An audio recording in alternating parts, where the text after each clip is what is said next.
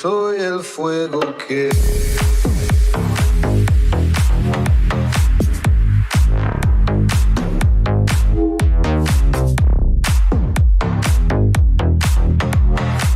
Iniciar a gravação aqui. Well, eu por conta da pandemia, não tenho ido no salão não e a minha saída em casa é a maquininha. Cara, eu nem com a maquininha vai. Isso daqui, se eu acordar com a maquininha, vai virar uma desgrameira. Então eu falei, vou esperar o cara voltar, né? Agora que flexibilizou um pouco, ele marcou um horário pra mim. E eu, com fé em Deus, vou cortar esse cabelo hoje. Boa tarde, Eduarda. Boa tarde, Gabriel. Boa tarde, Hugo. Boa tarde, Kaique.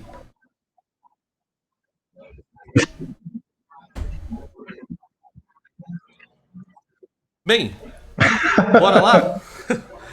Boa noite, gente. Aqui é o Bora, professor Léo. Wellington, professor Giovanni aí do outro lado, para com vocês. Estamos começando mais uma gravação da nossa eletiva que se chama Preparação Acadêmica e o Mundo do Trabalho para a Vida. E hoje a gente está aqui para poder tocar num assunto que eu acho que é da importância suma de vocês que estão aí no terceiro ano, que é o debate sobre universidade pública e universidade particular. Então, eu e o Giovanni estamos aqui porque o Giovanni ele conhece muito sobre as universidades públicas, o Giovanni já estudou em universidade pública, eu estudei a maioria do meu tempo em universidades particulares, fiz alguns cursos praticamente na universidade pública, conheço muito da rotina por causa dos meus últimos 13 anos, o tempo inteiro, pegando no pé para que os alunos possam se formar e passarem nos vestibulares das universidades públicas. E o que acontece? Eu quero um pouco apresentar o nosso currículo aqui, né? Para que vocês saibam, pelo menos, sobre até onde vai a nossa experiência. E muito do que a gente vai passar aqui para vocês também é fruto do nosso estudo, da nossa preparação de aula. Então, hoje, para vocês, eu vou deixar um link aqui para vocês, para que vocês possam estar sempre lendo, que é um link aqui do Quero Bolsa. É um site muito bom para os alunos que estão procurando aí se informarem sobre universidade pública, universidade privada, sobre cursos, sobre bolsas para poder estudar. E aí a gente vai falar aqui na chincha, a gente vai falar aqui na lata, o que a gente pensa sobre cada uma das coisas. E claro, queremos a colaboração de vocês. A primeira pergunta para poder fomentar essa nossa discussão aqui, e aí começa aí com vocês também, alunos, é uma pergunta bem básica sobre que tipo de universidade que vocês querem cursar. Se vocês estão se preparando para uma universidade pública ou para uma universidade particular. Você aí que disse na última aula que queria entrar para a universidade, fazer algum curso, você quer cursar uma universidade pública, que é o governo que banca, gratuita, ou você quer participar de uma instituição privada, de ponta, de elite? O que vocês querem? Por favor, responda aqui no chat. E aí eu já começo passando a bola aqui pro meu amigo Giovanni para que ele possa comentar um pouco. Gil, bora lá, vamos fazer esse bate-bola aí? Falar um pouco sobre quais são as diferenças entre universidade pública e particular? Eu posso te fazendo perguntas assim, sedimentadas? Gil, você consegue me ouvir? Pode falar. Primeira coisa, vamos lá, Gil. Falar um pouco sobre a qualidade do ensino. Tem alguma diferença de qualidade do ensino entre a universidade pública e particular, Gil?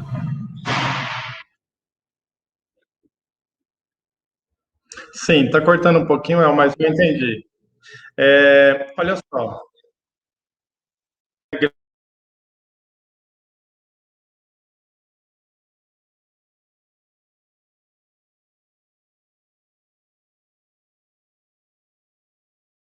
Eu acho que o Giovanni caiu, gente.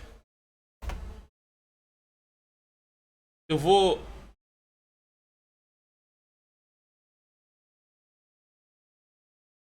Bem, eu sei que depois vocês podem pegar essa aula no YouTube aqui, fica mais fácil vocês poderem assistir. Mas acredito que o professor Giovanni caiu, eu vou entrar de novo e aí a gente volta. Não se preocupem, não saiam da sala que a gente continua aqui. Bora lá.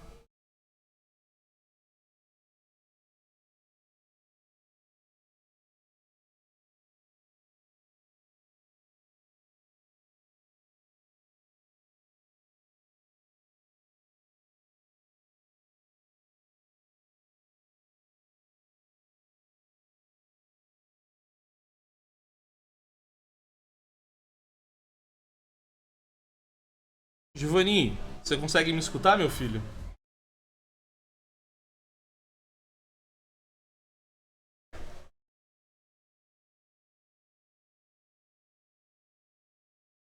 Bom, ó, se o Giovanni não conseguir mandar de lá, gente, a transmissão, eu vou fazer o seguinte, eu vou chamar ele pra cá, a gente coloca a máscara e a gente continua dando a nossa aula daqui, porque a gente não pode perder tempo, tá? Então, só um momento, gente, já volto já. Não tá indo, Gil.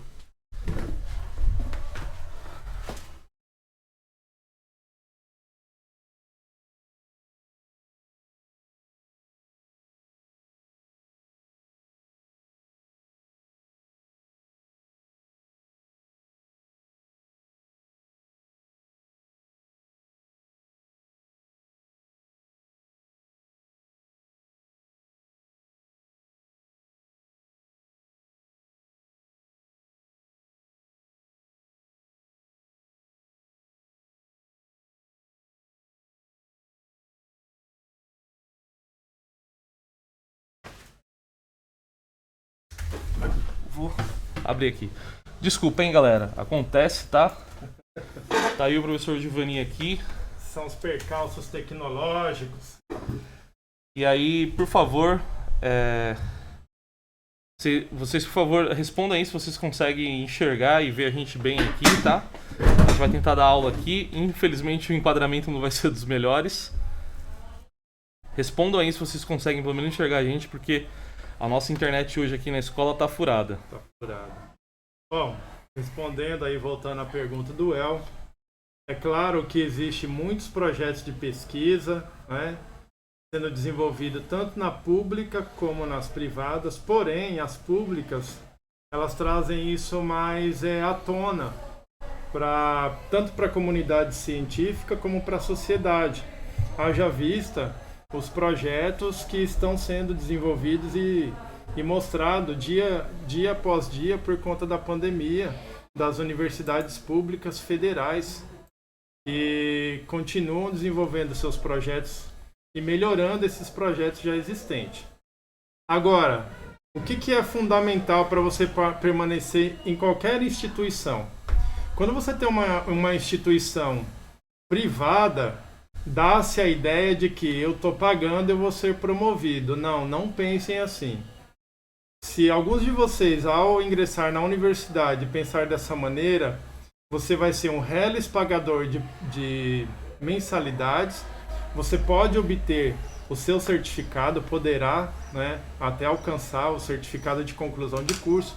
Porém, profissionalmente falando, lhe faltará conteúdo, lhe faltará bagagem. Ou seja, porque eu tenho até algumas anotações aqui, ó. Vamos pensar na questão da educação, né? Quando a gente fala de educação, a gente não está falando da educação do lar, a gente está falando da educação formal. Então, por exemplo, a educação é a capacidade que a gente tem de perguntar. Mas não é só de perguntar, mas também a capacidade que a gente tem de obter respostas novas. E muitas vezes, em determinado curso ou instituição, você só vai fazer a pergunta, mas você não vai obter a resposta. E essa resposta ela pode ser uma resposta antiga ou algo novo, tá certo? E a educação também ela tem que ser a pessoa que está estudando, ela tem que ter a capacidade de pesquisar. Se vocês que estão aqui com a gente já começa a mudar a sua mentalidade, porque com a pandemia o novo normal não existe mais. Então, as pessoas terão que ter a capacidade de se reinventar, que é a questão da resiliência que a gente falou anteriormente. Então, você, aluno que está aí do outro lado, pensa muito bem nessas capacidades. Essas respostas novas aí, e até mesmo a coisas inexistentes. Porque muitas vezes a gente fala que o futuro ele não nos pertence. E na verdade não nos pertence mesmo, não temos respostas prontas para o futuro. E essa educação ela tem que ser criativa, você tem que passar por um processo criativo, processo de criação e de construção. Se você entrar numa universidade, seja ela privada, seja ela pública, ela tem que fomentar esse tipo de indagação em vocês. Ela tem que ter essa capacidade de fazer vocês se questionarem. Tipo, o que eu estou fazendo aqui? O que eu vim buscar aqui? Tá certo? Então, o acesso hoje ele está muito restrito. Tanto em valores econômicos, né? E quando a gente fala de valor econômico, eu estou falando para vocês do valor que tem de você ter uma graduação. E quando eu falo de valor, eu não estou falando só do dinheiro, eu estou falando da questão do tempo. E aí eu vou esperar o El dar um encaminhamento e daqui a pouco eu vou falar sobre a questão do tempo, que é algo crucial para o nosso aperfeiçoamento e o nosso aprendizado. Então a administração do tempo é algo crucial e ele deve ser muito bem planejado.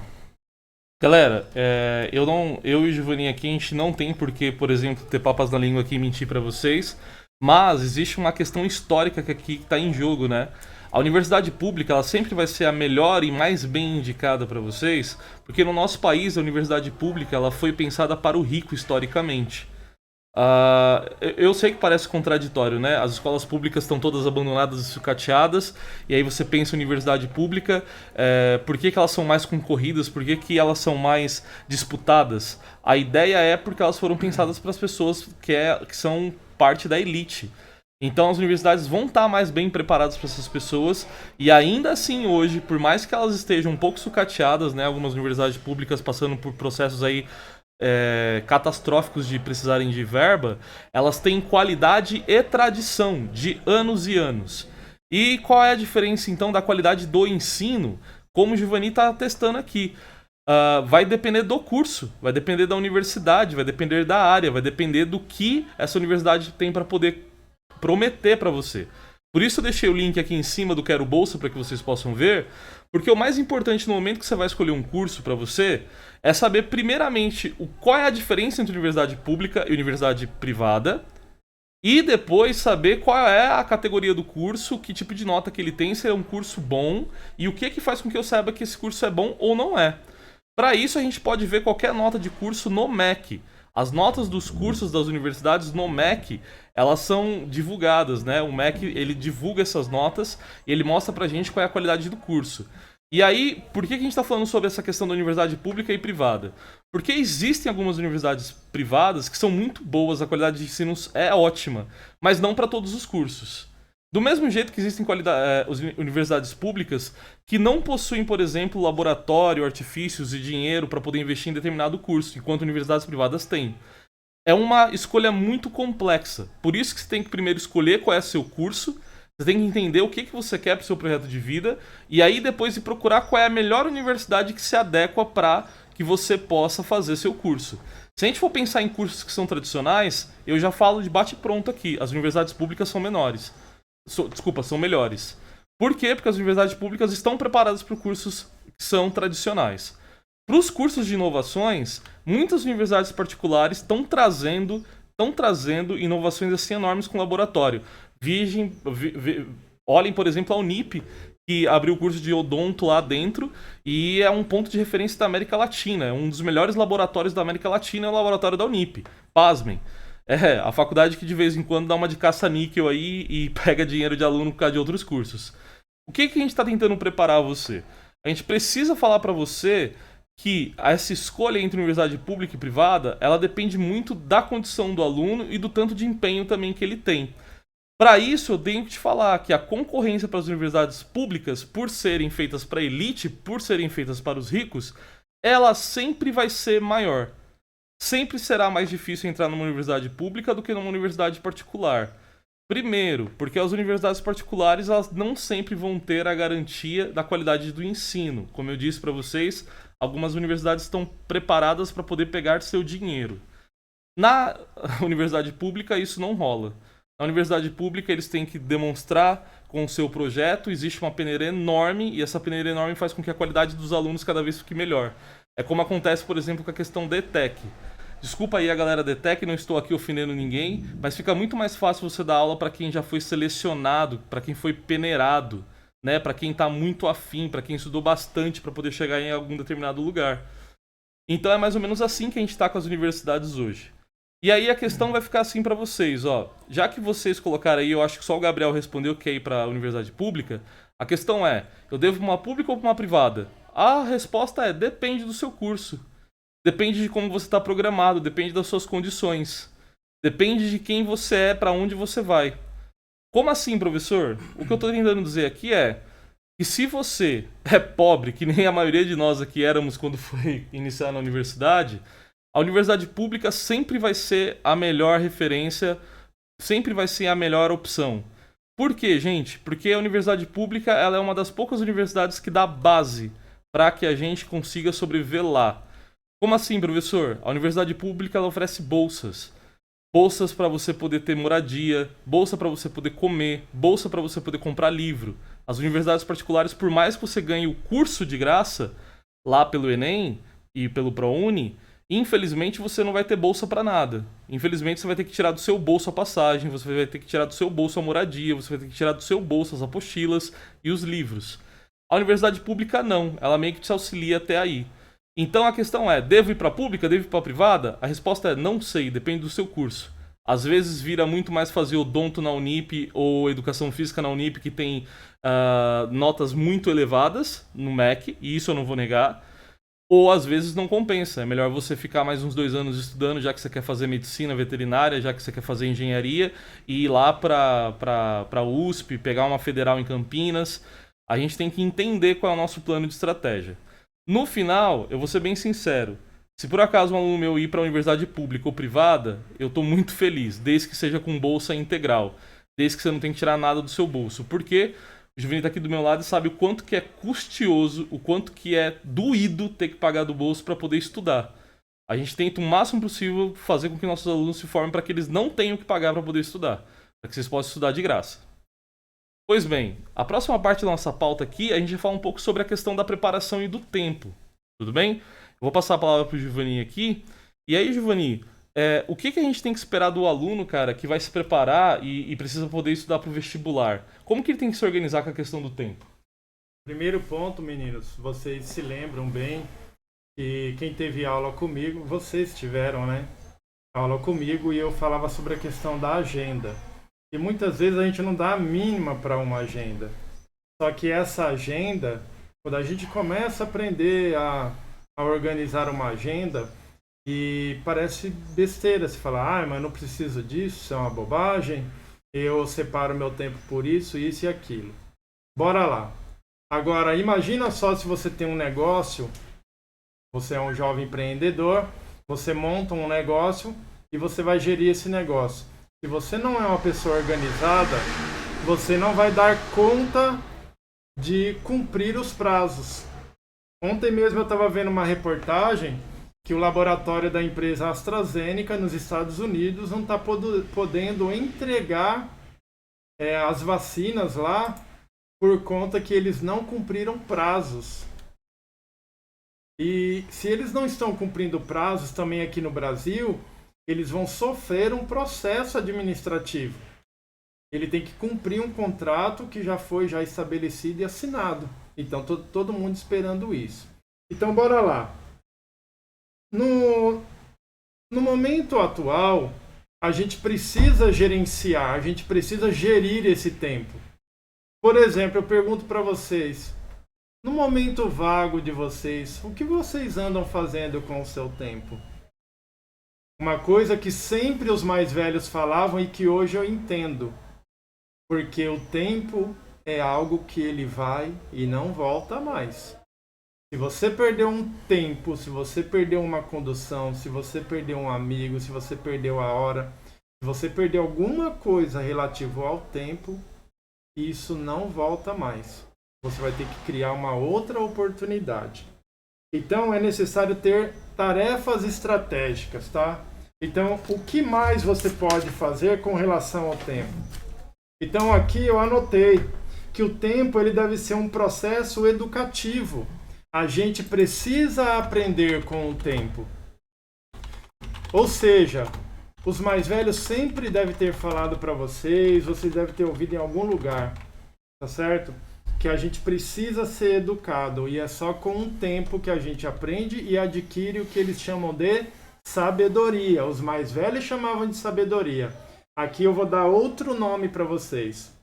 O tempo é uma opção de vida, ou seja, se você opta por dedicar as horas que você tem vaga para ler um livro, ao invés de você ficar horas a fio nas redes sociais, né, dando seus likes em pessoas que só procuram mostrar aquilo que elas têm, que é uma casca, né?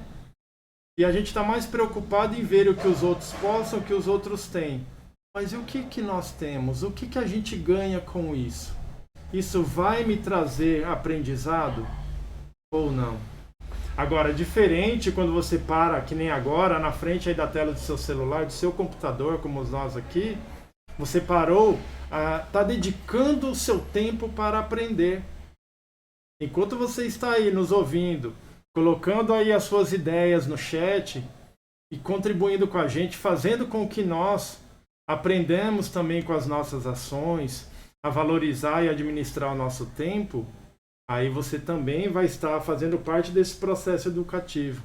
E aprender, a pessoa para aprender a isso, ele tem que saber também planejar, saber usar o tempo.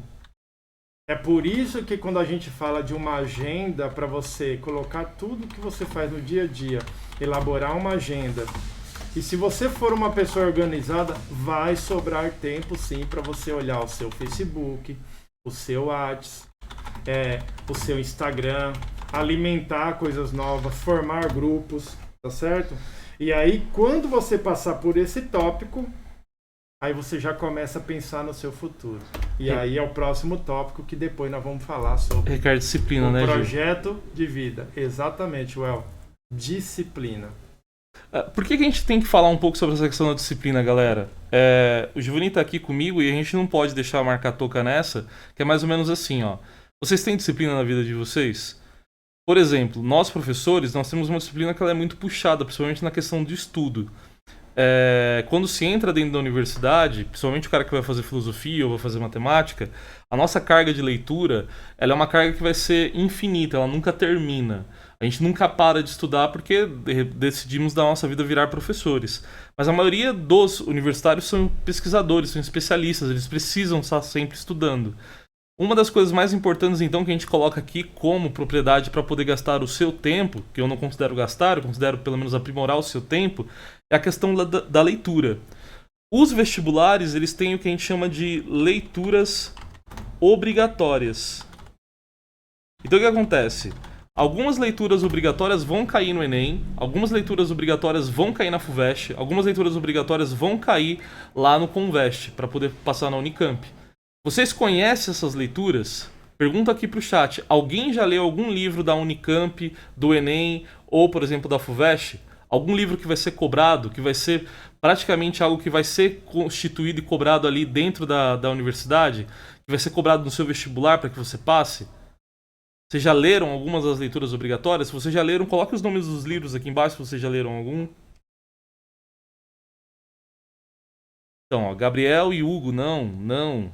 As Eduardas que estão aí, por favor, coloque se já leram algum. Porque isso é uma das coisas que mais me preocupa como professor. A gente não pode chegar no terceiro ano e ficar sempre emendando e não saber quais são os livros que são cobrados e não ter noção do que está acontecendo. Aliás, é esse o jeito que a elite consegue fazer com que os filhos deles vão para a universidade e os dos pobres não, né? A gente meio que nunca é notificado. Mas para falar a verdade, creio eu que a boa intenção dos professores da escola pública já mostraram esses livros para vocês, já apresentaram esses livros para vocês, talvez vocês não se lembrem. E o hábito de leitura dentro da escola não é muito grande.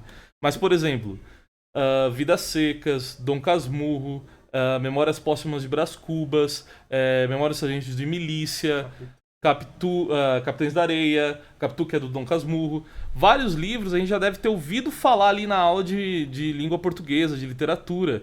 Mas é importante que vocês vão atrás desses livros para poder começar a pelo menos fazer sua rotina de leitura.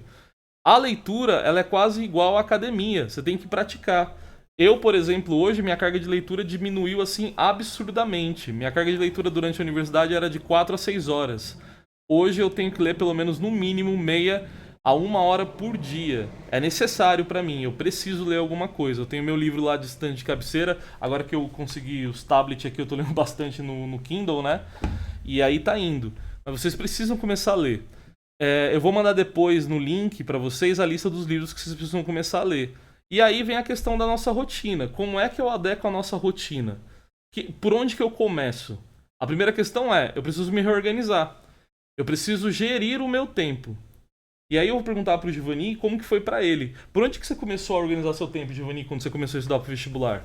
Olha, gente, no primeiro momento que eu entrei na universidade privada, que eu estudei na Universidade de Guarulhos, na época tinha um ônibus que saía daqui de Morato, a gente pegava aí o ônibus 6 horas da manhã para poder chegar lá e entrar 15 para as 8 na universidade.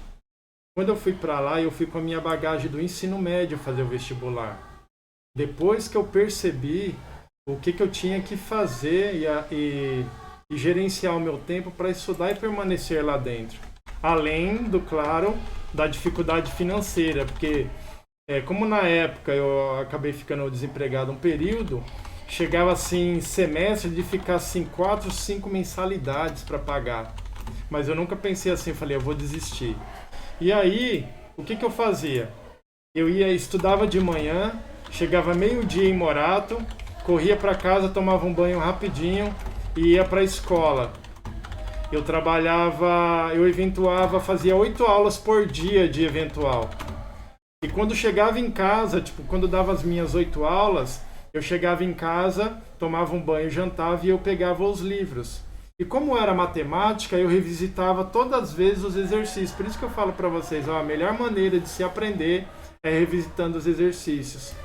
E peguei uma técnica de um professor meu do ensino médio, que ele chamava a técnica da leitura burra. Ou seja, é o que ensina a gente a fazer o registro.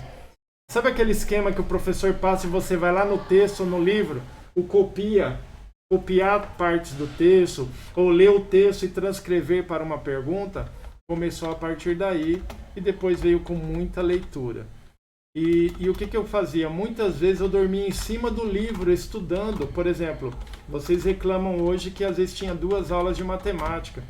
No dia que eu tinha cálculo, gente, era 4 aulas de cálculo por dia. Eu não sofria tanto porque era a matéria que eu amava. Agora imagina 4 aulas de álgebra, vocês não têm noção o que é isso, álgebra pura. Então assim, eu estou falando da minha área. Mas por outro lado, tinha a parte de humanas, a gente tinha a parte de língua portuguesa, que eu gostava muito, a gente tinha psicologia da educação. Então, esses livros que eram indicados, a gente tinha que comprar. Imagina um cara que tinha uma família, aluguel para pagar e não tinha o dinheiro. Muitas vezes ficava devendo o ônibus que era fretado para poder fazer isso. Pode ir falando, Júlio. Mas, gente, eu venci. Eu tô aqui para contar a minha experiência para vocês. Por isso que eu falo para vocês, eu compreendo quando as coisas não é fácil para vocês de maneira nenhuma. Agora, já na universidade pública, eu me preparei primeiro mentalmente e depois eu fui para as cabeças. Eu fui com o meu conhecimento que eu tinha de ensino médio e a minha experiência profissional para entrar nessa universidade. Ou seja, eu falei, bom, depois de anos eu decidi, eu falei, eu quero voltar a estudar, meus alunos estão cobrando pouco de mim, eu quero entrar numa universidade pública porque eu quero um currículo de responsa. E eu sabia quanto que isso ia me exigir de tempo de estudo, tá certo? Então lá o diferencial era a bagagem e o tempo dedicado de estudo. Então esse tempo dedicado de estudo, muitas vezes, por exemplo, eu dava aula de manhã e tinha algumas aulas à tarde. Quando eu chegava à tarde, gente, eu pegava meio período, já começava, eu tinha uma prova ferrada no outro dia. Eu começava a estudar 2, 3 dias antes, para vocês terem uma ideia, eu sendo professor. Então esse meu curso ele era muito focado em física, então eu tinha que me dedicar. O que eu fazia? Refazendo o exercício que os professores tinham passado. E quando eu eliminava, porque tinha professor que dava 2 exercícios, gente, por cada item, uma explicadinha assim por cima. E na prova eles vinham regaçando a gente. Aí o que eu fazia? Pegava como base aquilo e eu tinha livro. Porque como eu tinha bolsa, por ser professor, eu pegava lá R$ 580, eu comprei vários livros do curso que eu fazia. Então eu ia lá no livro, pegava o exercício e ó, resolução, tempo de estudo, dedicação de estudo.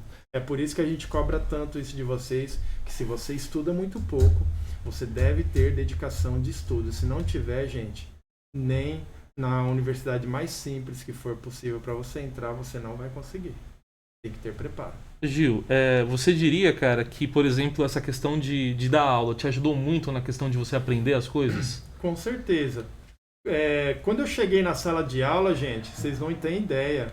Porque eu tinha uma confiança muito grande quando eu saí do ensino médio, porque eu lia no trem e eu dormia em pé, no trem, lendo, vindo do trabalho e estudando.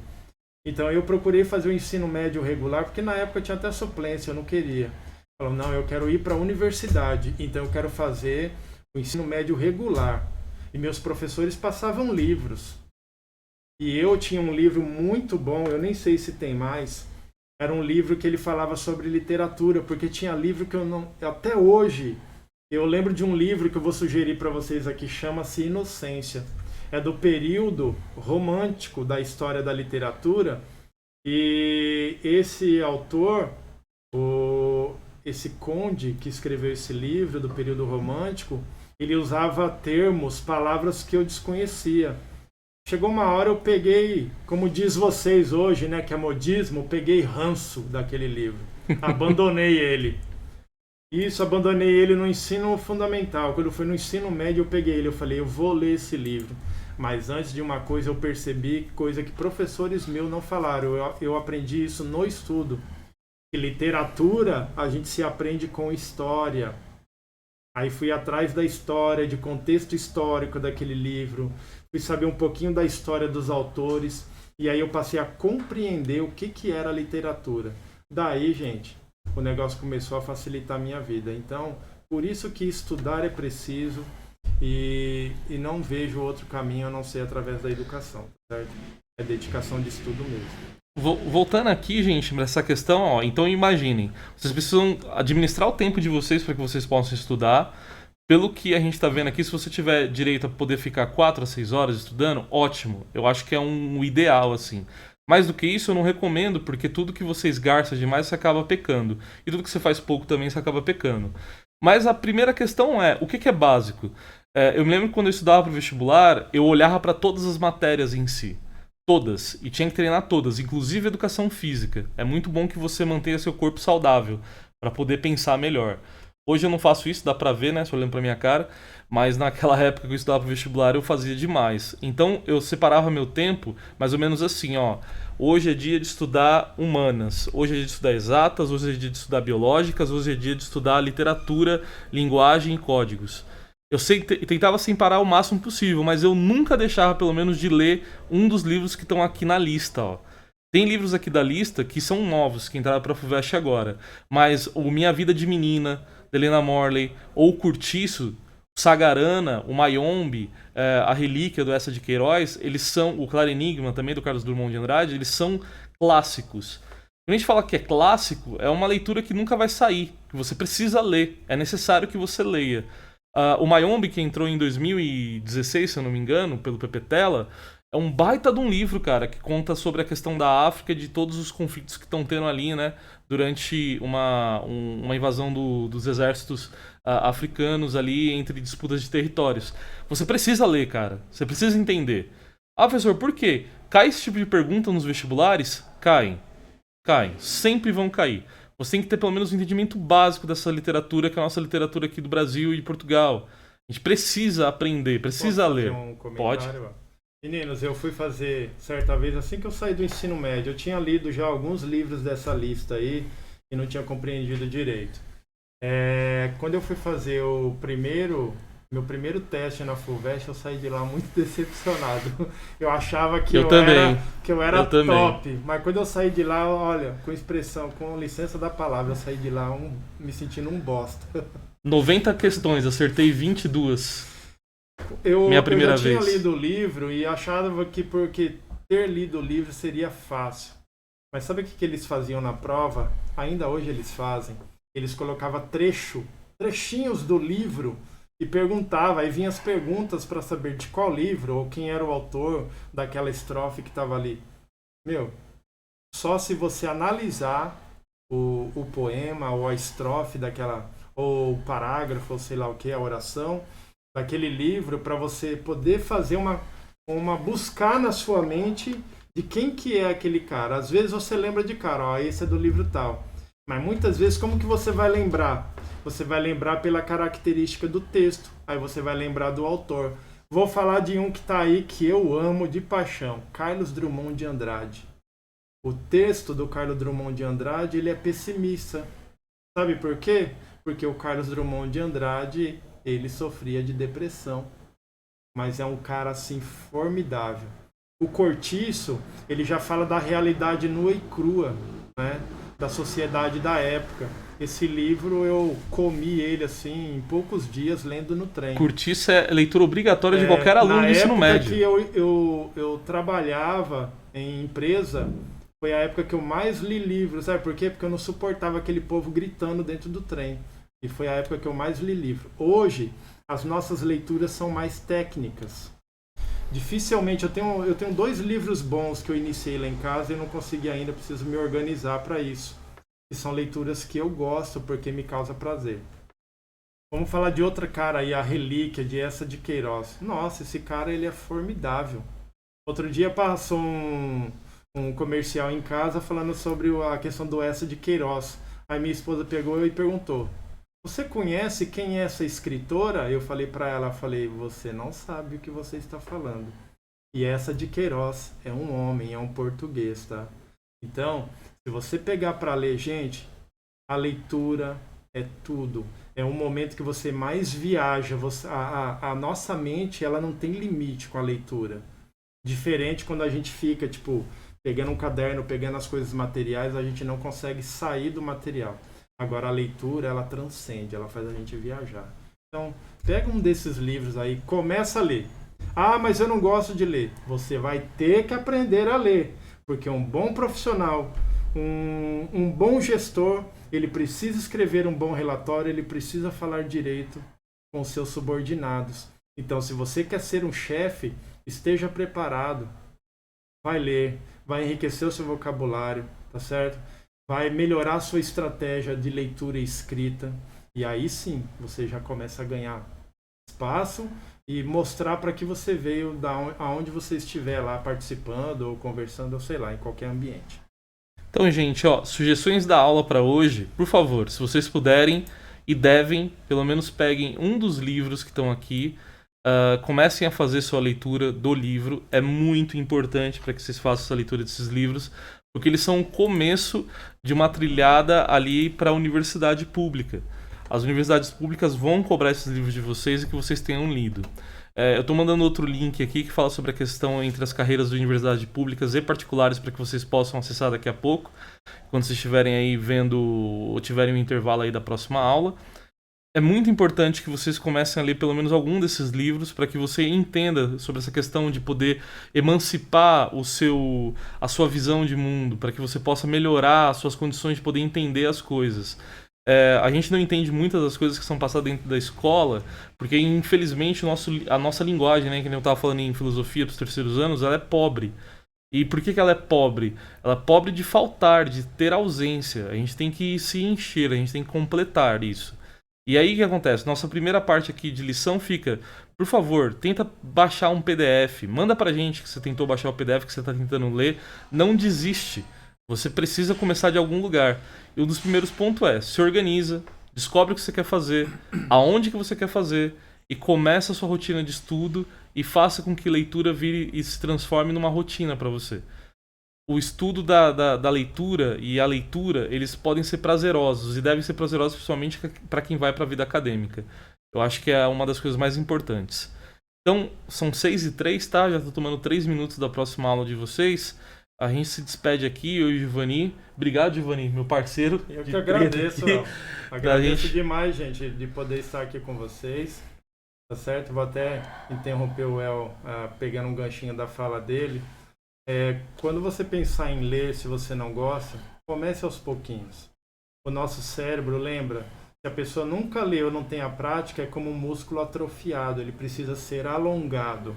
E como que você vai começar? Começa com 15 minutos por dia. Comece com algo, com um assunto que você gosta. Aí você, daqui a pouco, você vai estar lendo durante meia hora. Quando você pegar uma leitura deliciosa, você vai querer devorar o livro e querer acabar aquilo da melhor maneira possível, que você não consegue mais parar. Então é um exercício, por isso que a gente fala, é como uma academia. E aí, para finalizar, eu agradeço muito esse convite do El, agradeço muito por estar com vocês aqui hoje, mas eu vou deixar uma pergunta para vocês, para a gente pensar um pouquinho sobre a questão do projeto de vida. Como devemos pensar em um projeto de vida e como esse projeto pode estar concentrado nos outros? Pergunto, os nossos projetos de vida, ele deve ser centrado nos outros ou em nós mesmos? Fica aí a minha pergunta. Um beijo no coração de vocês. Galera, muito obrigado, tá? Eu vou terminar de escrever aqui a pergunta do Giovanni e eu já me despeço de vocês. Como devemos pensar o nosso projeto de vida? Centrado nos outros ou em nós mesmos? Justifique, tá? Eu gosto disso aqui. Essa é excelente, porque é onde você mostra o que de fato você pensou. Deixa a resposta aqui no chat, ou se não, manda pra gente lá no grupo da escola, tá? Quem puder. E aí acontece, ó, eu sei que durante a aula teve 8 pessoas que ficaram presentes e aí 2 foram embora. Estamos dando presença para as pessoas que ficaram até agora, que é a Crislaine, o Eduardo, a Eduarda. Eu sei que Vitória. Eu sei que tinha outra Eduarda no começo, levou mais da metade da aula. Espero que depois ela converse aí com a gente. A Gabriela, o Hugo e o Kaique. Gabriel Alves. Gabriela. O Hugo e o Kaique. Gente, vocês estão sempre com presença, tá? Eu espero que vocês continuem sempre aqui com a gente. É uma lástima, porque a maioria dos alunos estão tomando faltas assim absurdas e eu não sei como que vai ficar, né? Provavelmente a reunião vai ter bastante gente aí tomando puxão de orelha dos pais. Mas a gente tá fazendo a nossa parte aqui e vocês estão fazendo a de vocês. Abração e até a próxima. Falou!